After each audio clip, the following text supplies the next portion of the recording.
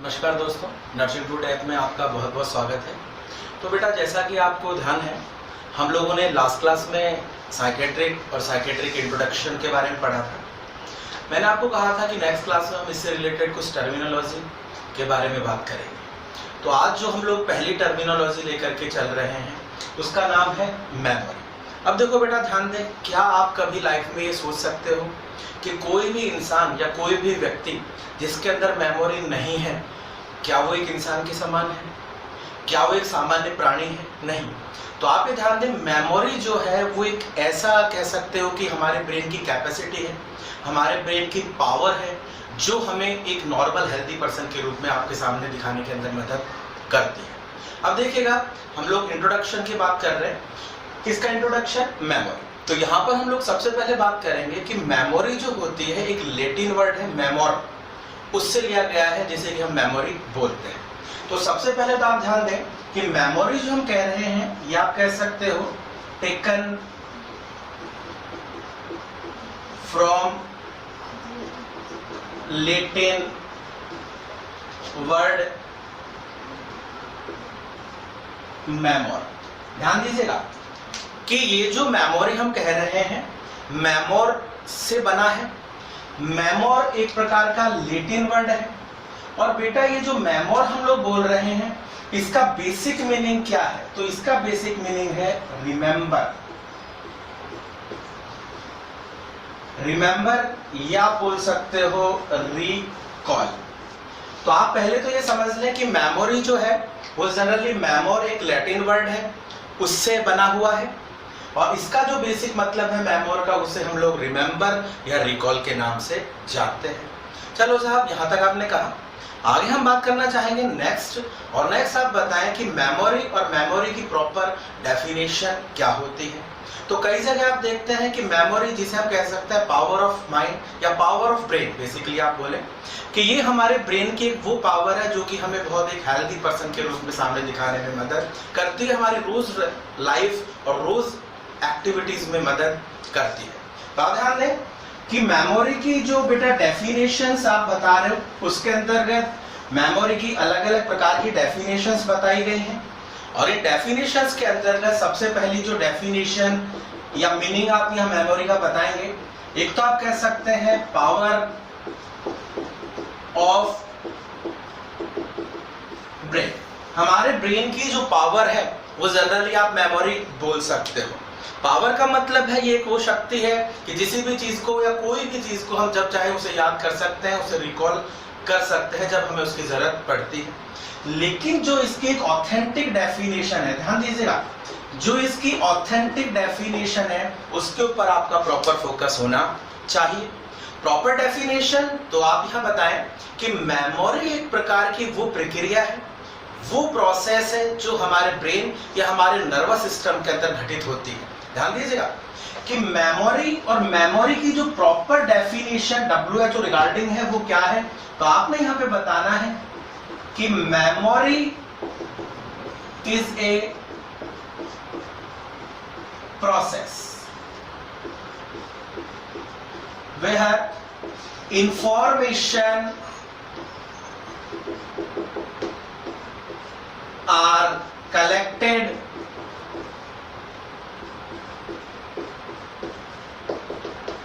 encoding and retrieve as need। देखिए, आप ध्यान दें कि मेमोरी एक वो हमारा प्रोसीजर है जो हमारा ब्रेन पूरा करता है, जिसके अंतर्गत हम किसी भी प्रकार की इंफॉर्मेशन को सबसे पहले कलेक्ट करते हैं। कलेक्ट बोल दीजिए, रिसीव्ड बोल दीजिए, प्राप्त करते हैं, परसीव करते हैं, जो भी आप बोलना चाहें, सबका मतलब एक।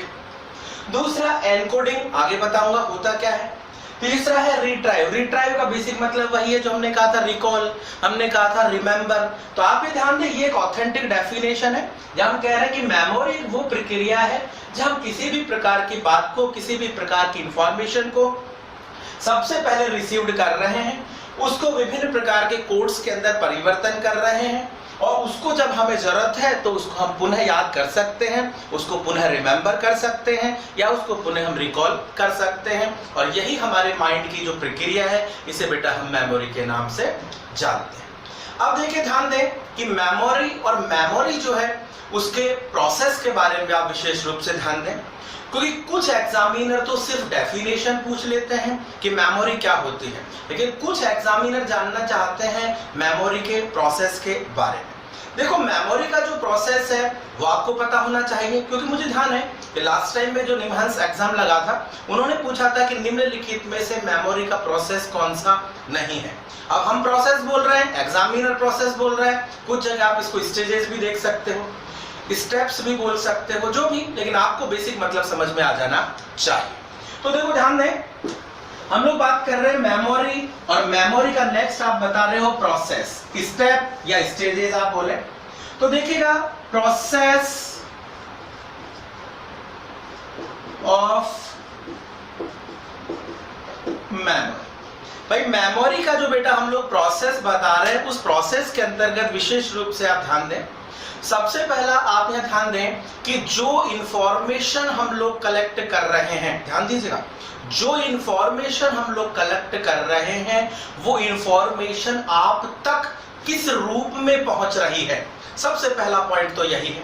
तो आपको पता है इंफॉर्मेशन हमारे पास कैसे आती है, जब हम किसी चीज को देखते हैं तो इंफॉर्मेशन आपके पास आती है, जब हम किसी चीज को सुनते हैं तो इंफॉर्मेशन आपके पास आती है, जब भी कोई व्यक्ति आपको टच करता है तो आपके पास इंफॉर्मेशन आती है, देखते हैं, सुनते हैं, खाते हैं, पीते हैं, कहने का मतलब है पढ़ते हैं।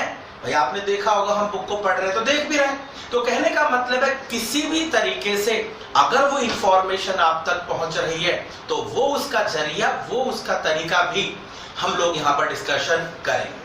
तो आप ध्यान दीजिएगा, सबसे पहले प्रोसेस की बात कर रहे हैं, तो प्रोसेस के अंतर्गत आप यहाँ पे बताएं सेंसरी इनपुट। अब देखो सेंसरी इनपुट का बेसिक मतलब यह है कि जो सेंसरी ऑर्गन्स हैं उनके द्वारा इंफॉर्मेशन हम तक आ रही है, जिसको हमने कहा था कि रिसीव्ड कर रहे हैं इंफॉर्मेशन।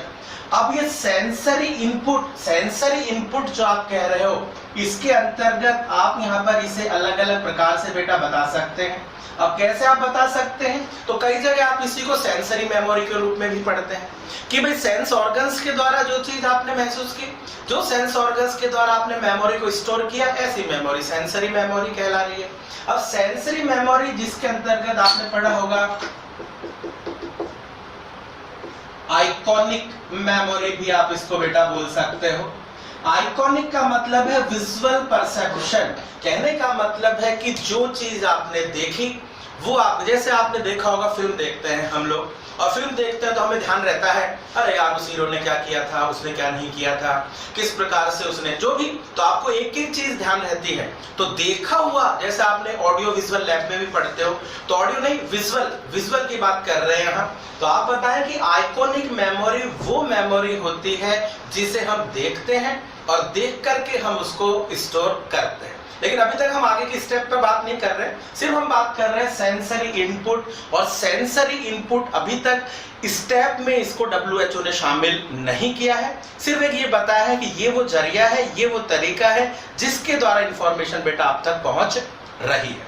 तो सबसे पहले आइकॉनिक आप कह सकते हो,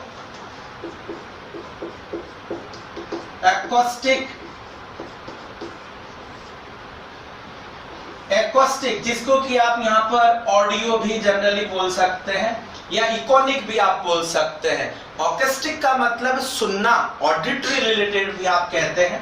तो आप ये ध्यान दें, ऑडिटरी, अब आपने देखा होगा कि कई बार हम लोग गाने सुनते हैं, म्यूजिक सुनते हैं, और म्यूजिक सुनते हैं तो साथ साथ में गुनगुनाते भी हैं, और आपने देखा होगा कि वो बार बार याद करने की जरूरत नहीं है, वो अपने आप ही हमारे माइंड के अंदर कहीं ना कहीं स्टोर हो जाता है। कहाँ होता है वो हम लोग डिस्कशन आगे करेंगे।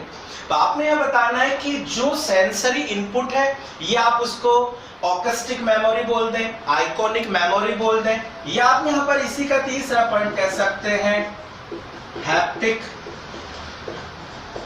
मेमोरी। देखिएगा हैप्टिक मेमोरी जो है वो जनरली टच रिलेटेड है, टैक्टाइल, जैसा कि हम लोग हेलुसिनेशन के अंदर पढ़ेंगे, टैक्टाइल बोल दें, टच रिलेटेड बोल दें। देखिए टच और देखिए एहसास जो आप यहाँ पर कर रहे हैं, जिसको हम हैप्टिक बोल रहे हैं, जो कि टच रिलेटेड आपकी मेमोरी है।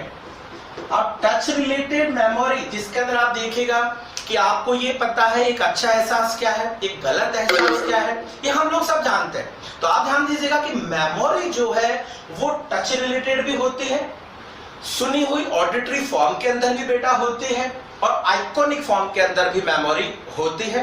तो ये अलग है। इसी प्रकार से कोई चीज आपने अगर कभी टेस्ट की हो तो उससे संबंधित भी हो सकती है, क्योंकि आपका माइंड, अगर आपने कोई चीज देखिएगा, जैसे आपने कोई स्वीट, मिठाई, टॉफी, चॉकलेट या कोई भी कड़वी चीज अगर है, तो जैसी माइंड में जाएगी, अरे यार ये तो वो टेस्ट है। अब टेस्ट तो है लेकिन वो आपको याद है। कई बार हम रोड के ऊपर जा रहे हैं और रोड पे जा रहे हैं, आपने देखा हो कोई स्वीट कैटर्स दुकान वाले हैं, बर्फी बना रहे हैं, स्मेल तो आ रही है लेकिन आपको लगता है यार ये तो वही स्मेल है जो मैंने पहले भी सूंघी हुई है। इसका मतलब है कि हमारी जो मेमोरी है, हमारी सेंसरी जो ऑर्गन्स है, उन सेंसरी ऑर्गन्स के द्वारा जो जानकारी बेटा हम तक पहुंच रही है, वो जानकारी सेंसरी इनपुट कहलाती है, उसे हम सेंसरी मेमोरी भी बोल सकते हैं, और इसी प्रकार से वो हमारे माइंड के अंदर आती है, और ये स्टेप जो है सेंसरी इनपुट कहलाती है।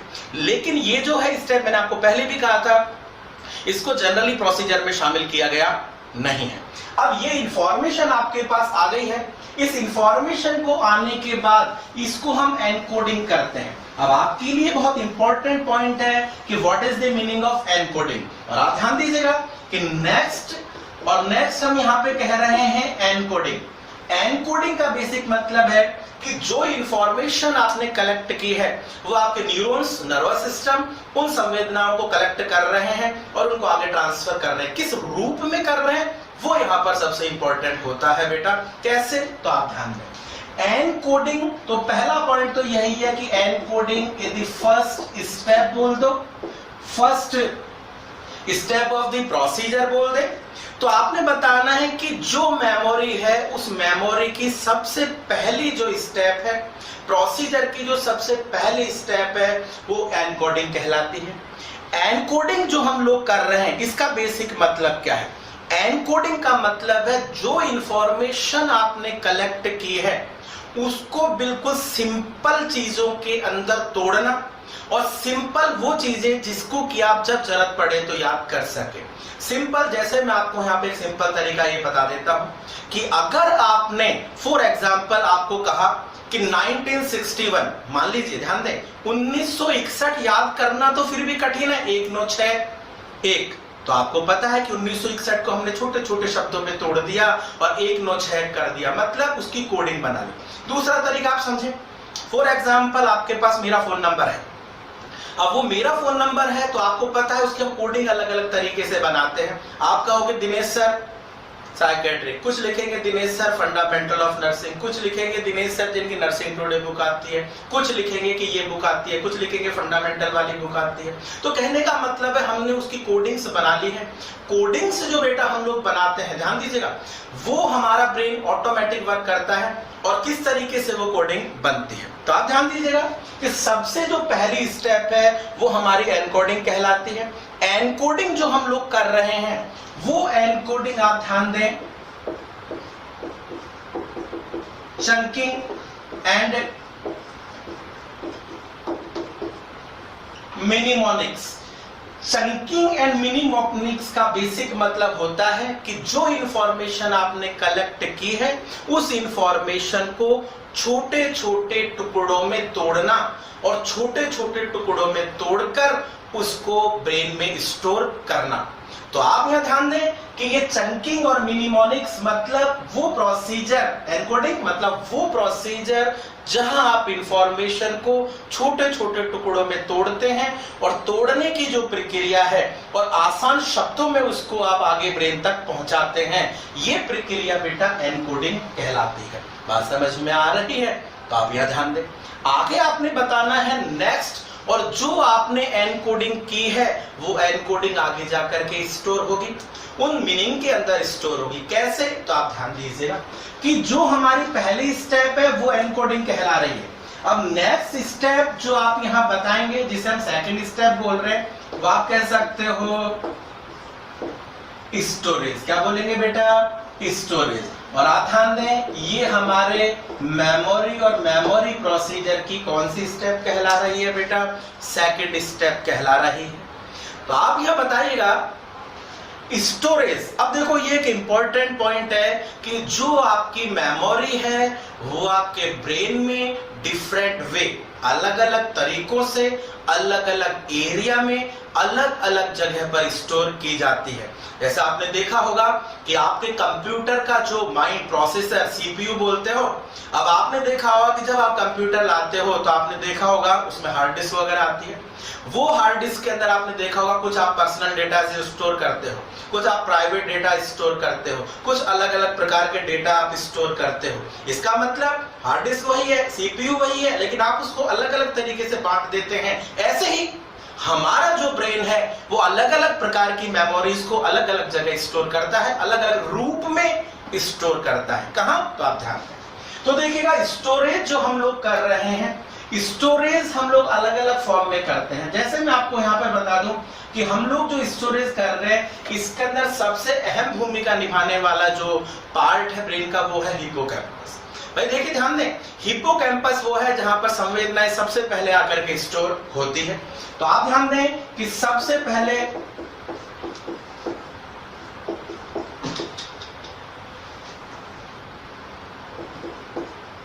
हिप्पोकैम्पस आप यहाँ पे बताएं। और हिप्पोकैम्पस जनरली जो है वो आपकी short term memories, immediate memories, मतलब सबसे पहले जो आ रही हैं उन्हें स्टोर करने में मदद करता है।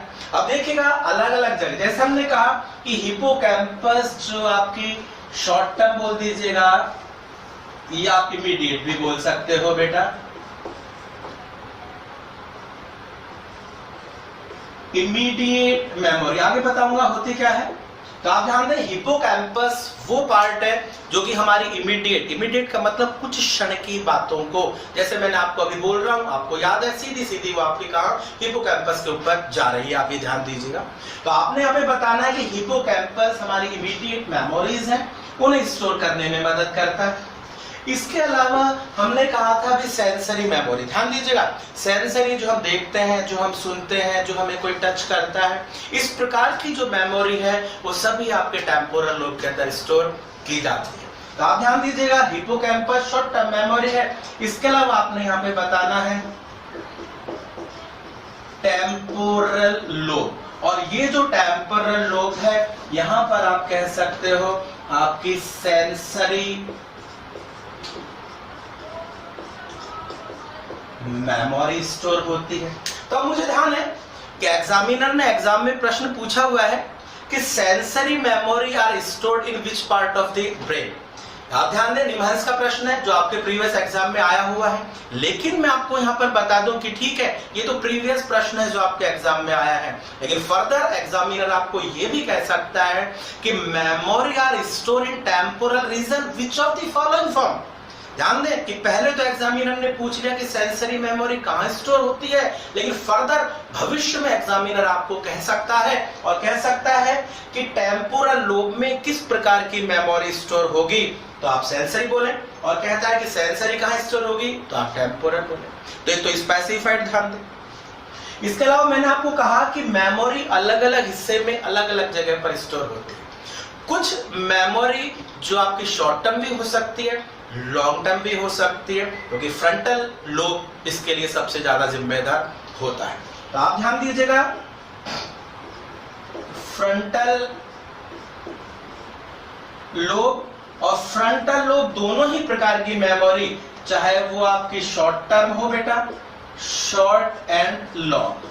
अब ये जो शॉर्ट एंड लॉन्ग बोल रहे हो, ये फ्रंटल लोब बता रहे हैं कि शॉर्ट और लॉन्ग मेमोरी भी अगर है, लॉन्ग मतलब लाइफ लॉन्ग है, साल भर से पहले, 6 महीने से पहले, हमारी जिंदगी भर की जो मेमोरी है, डेट ऑफ बर्थ, वो सब हम आगे पढ़ने वाले हैं। वो सारी की सारी जो मेमोरी है वो आपके फ्रंटल या कुछ जो शॉर्ट मेमोरीज है वो भी यहाँ कलेक्ट होती है। लेकिन ये तो मामला कचरा हो गया, तो एग्जामिनर ये पूछ ही नहीं पाएगा शॉर्ट कहाँ हो रही है, लॉन्ग कहाँ हो रही है। इसका मतलब इसका महत्व थोड़ा कम है। तो ज्यादा महत्व है वो एक तो आपका टेम्पोरल है और एक आपका हिप्पोकैम्पस, जो कि इंपॉर्टेंट पार्ट है, याद ध्यान दें। इसके अलावा सबसे जो एक इंपॉर्टेंट पॉइंट मैं आपको यहाँ बताना चाह रहा हूँ, देखिए आप कई बार आपने ऐसा देखा होगा कि कोई ऐसी बात जो आपको जिंदगी में बहुत खुश कर गई थी, फॉर एग्जाम्पल मान लीजिए कि और एम्स में सेलेक्ट होने के बाद जो आपकी इंटरनल हैप्पीनेस है, आप बहुत खुश हो गए थे, वो खुशी अगर कई बार आप अकेले बैठे और आपको लग रहा है यार वो मेरा दिन कितना अच्छा था जिस दिन मेरी जॉब लगी, अब उस दिन आप खुश हुए और खुश होके कभी मान लीजिए अकेले बैठे हुए हो, बेसिक मेरा मतलब यहाँ ये है कि अगर कोई भी इमोशन रिलेटेड है, कोई भी फियर रिलेटेड है, हैप्पीनेस रिलेटेड है, वो मेमोरीज हमारी किस एरिया में स्टोर होती है। कहने का मतलब अलग है, हमने कहा सेंसरी अलग जगह पर जा रही है।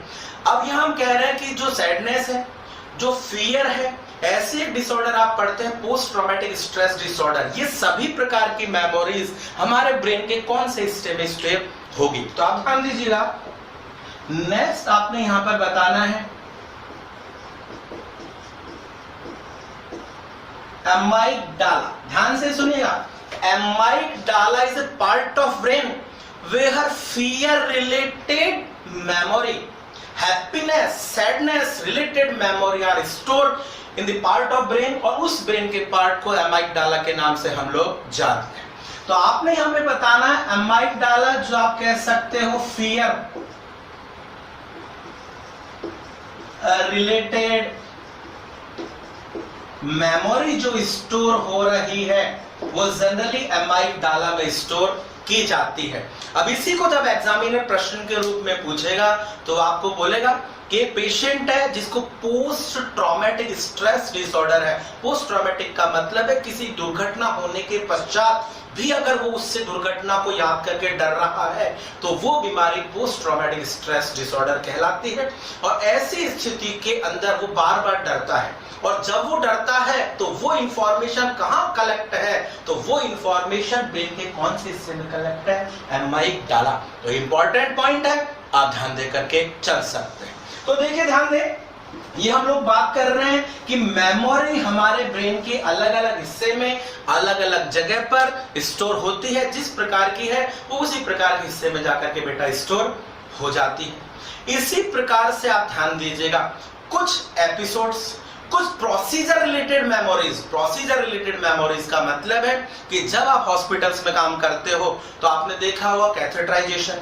कैथेटराइजेशन की स्टेप नहीं बात कर रहा हूं, मैं बात कर रहा हूं प्रोसीजर, कि आपने प्रोसीजर परफॉर्म कर दिया।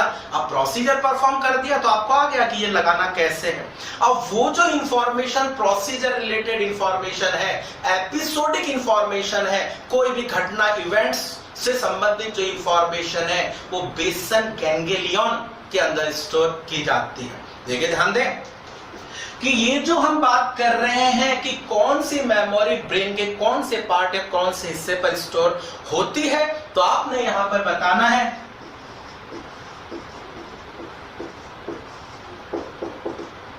बेसल गैंग्लियन, और यहां पर आप कह सकते हो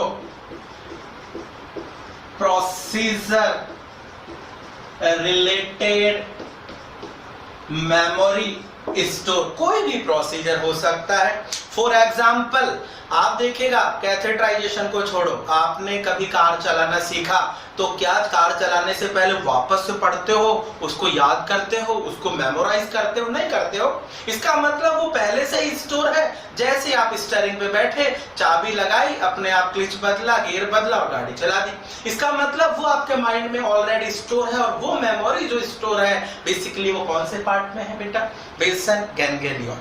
तो हमने यहाँ पर बताया कि आपका जो प्रोसेस ऑफ मेमोरी है वो जनरली 3 चरणों के अंदर है। और मेमोरी का जो प्रोसेस, पहली एनकोडिंग मैंने आपको बताया, दूसरा मैंने आपको कहा स्टोरेज, और तीसरी जो बेटा स्टेप प्रोसीजर की है, मेमोरी के प्रोसेस की है, उसे हम यहां पर कहते हैं रिट्राइव बोल दें, रिकॉल बोल दें,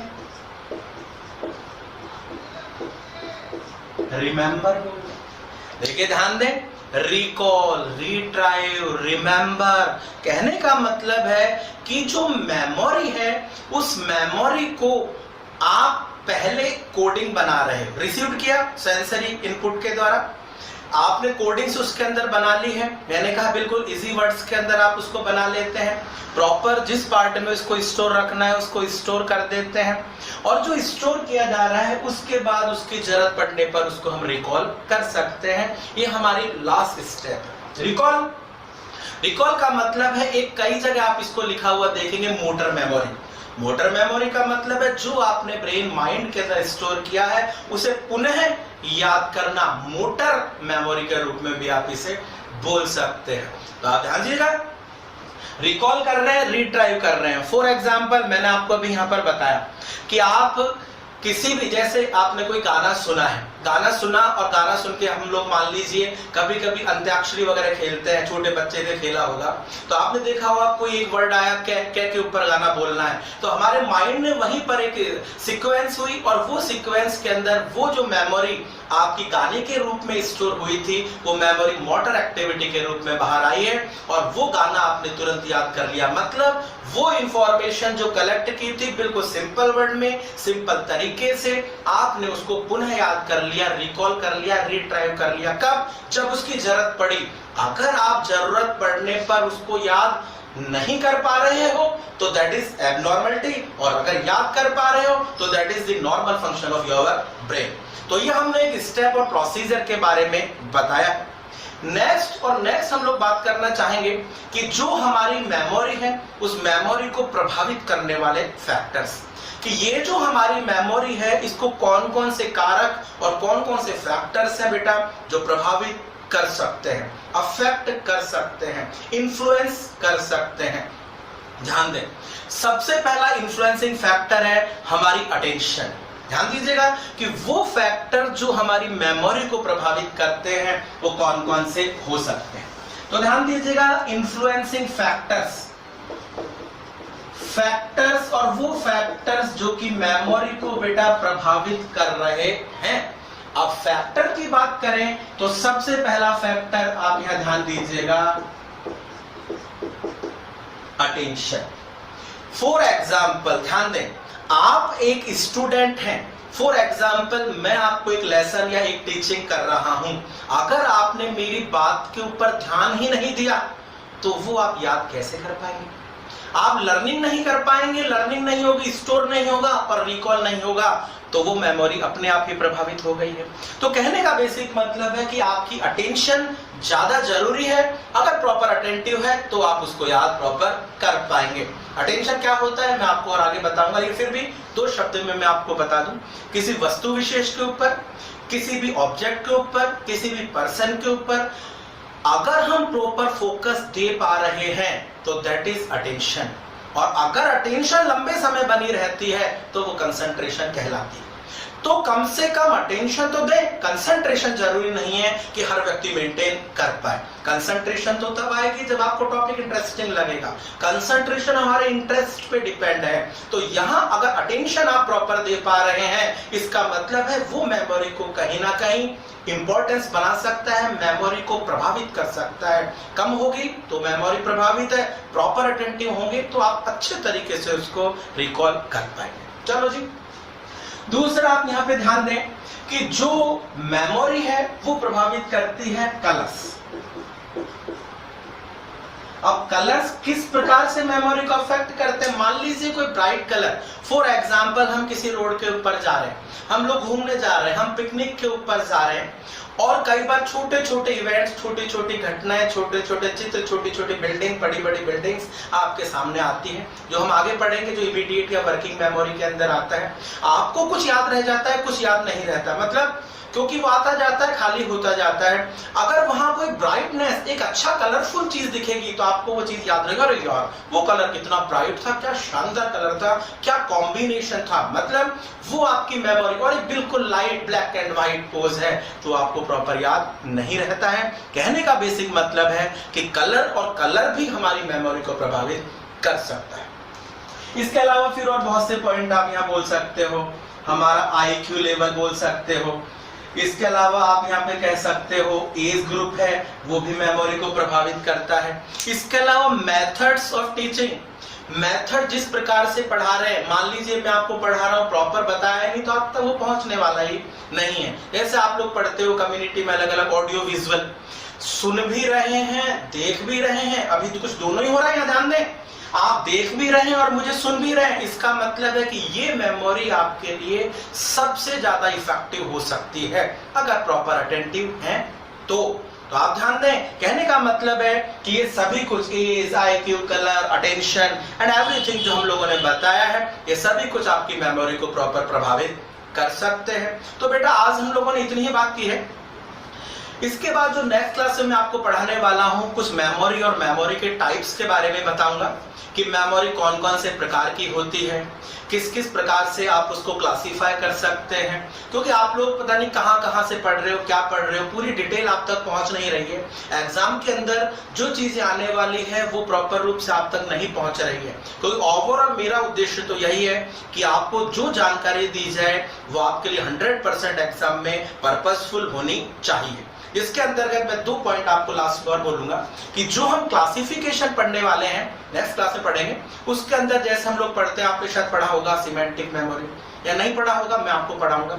एक्सप्लिसिट मेमोरी क्या होती है, इम्प्लिसिट मेमोरी क्या होती है, वर्किंग मेमोरी क्या होती है, ऑटोबायोग्राफिक मेमोरी क्या होती है, जो मेमोरी है। इसके अलावा और आपने जनरल तो पढ़ा होगा recent memory, immediate memory, remote memory, long time memory, short term memory और बहुत सी प्रकार की मेमोरीज है। इन सभी की डिटेल हम नेक्स्ट क्लास में पढ़ेंगे।